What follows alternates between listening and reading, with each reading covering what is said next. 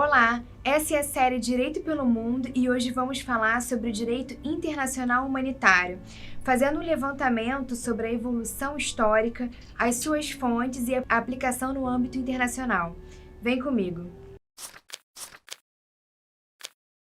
O direito internacional humanitário, para o professor Christopher Swinarski, é definido como conjunto de normas internacionais de origem convencional ou consuetudinária, especificamente destinado a ser aplicado nos conflitos armados, internacionais ou não internacionais, e que limita, por razões humanitárias, o direito das partes em conflito de escolher livremente os métodos e os meios utilizados na guerra, ou que protege as pessoas e os bens afetados, ou que possam ser afetados pelo conflito. Também chamado de direito da guerra ou direito dos conflitos armados, tem como finalidade a limitação do Estado em contextos de conflitos armados em prol dos direitos humanos e, consequentemente, da dignidade da pessoa humana.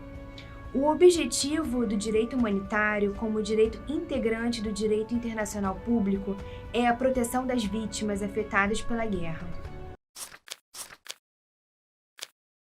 O período de origem do direito internacional humanitário está datado de 1864, quando da celebração da Convenção de Genebra.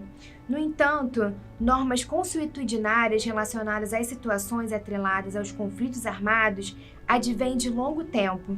Remonta à história da humanidade e à própria história do direito internacional, que começou a se desenvolver, dentre outros motivos, pela necessidade de proteção e segurança entre os grupos opostos.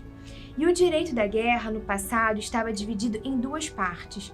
A primeira estava relacionada ao direito de fazer uma guerra a partir de razões que, na época, eram justificáveis para iniciar o conflito armado, chamado em latim de ius ad bellum. E a segunda é o direito na guerra, que seriam as limitações jurídicas ao exercício da guerra, chamado em latim ius in bello. Atualmente, não há mais o chamado direito à guerra, sendo raras as exceções à regra de resolução pacífica de conflitos. O desenvolvimento atual do direito internacional fez com que os Estados acordassem uma série de normas a partir da experiência das últimas guerras, equilibrando a proteção humanitária às necessidades militares e de soberania dos Estados. O direito internacional humanitário encontra-se fundamentado, em sua grande parte, nas Convenções de Genebra e em seus protocolos adicionais. Atualmente, 196 países ratificaram as Convenções de Genebra e se tornaram Estados-partes, segundo o Comitê Internacional da Cruz Vermelha. E com base nessa grande quantidade de Estados-partes, as convenções se tornaram universalmente aplicáveis. Ao total, foram elaboradas 4 Convenções de Genebra. A primeira foi originariamente adotada em 1864, sob o enfoque do cuidado aos militares feridos.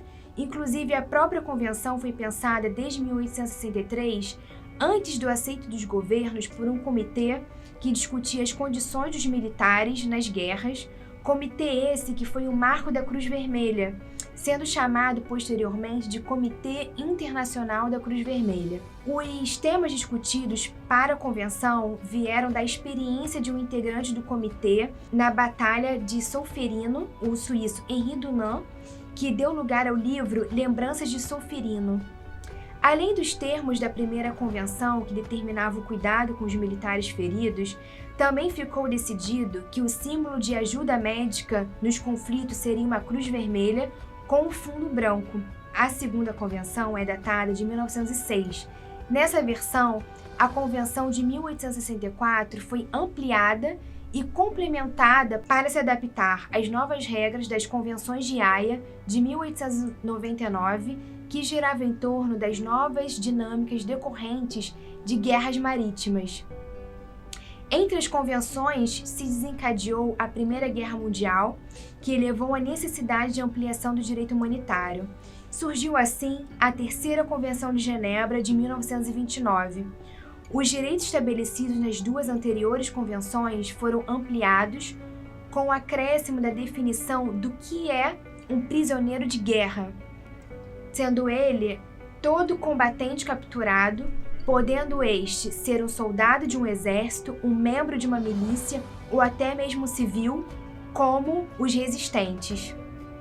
A partir dessa nova atualização, o Comitê Internacional da Cruz Vermelha teve livre acesso aos prisioneiros, além de ficar proibida a tortura, dentre outros direitos.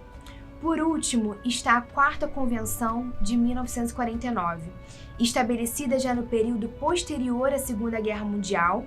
Essa de 1949 revisou as 3 convenções anteriores e com o acréscimo da proteção dos civis em período de guerra. Não podemos esquecer que, embora tenha sido a última convenção até então publicada, existiram protocolos para fins de atualizar questões de guerras importantes que surgiram ao longo do tempo.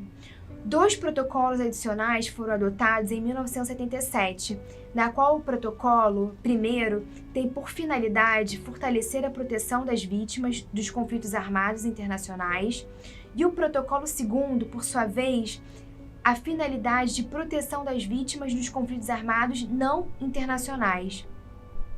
O protocolo terceiro, adotado em 2005, refere-se à criação de um emblema adicional, o cristal vermelho, somando aos já existentes emblemas da Cruz Vermelha e do Crescente Vermelho. Existem ainda outros acordos que são válidos em momento de guerra, por exemplo, a Convenção das Armas Biológicas de 1972, Convenção das Armas Químicas de 1993 e a Convenção de Haia de 1954, que protegeu o patrimônio cultural em tempo de conflito armado. Esses foram os pontos principais sobre o direito internacional humanitário, novo vídeo da série Direito pelo Mundo que aborda os principais pontos do direito internacional público. Vejo você no próximo vídeo.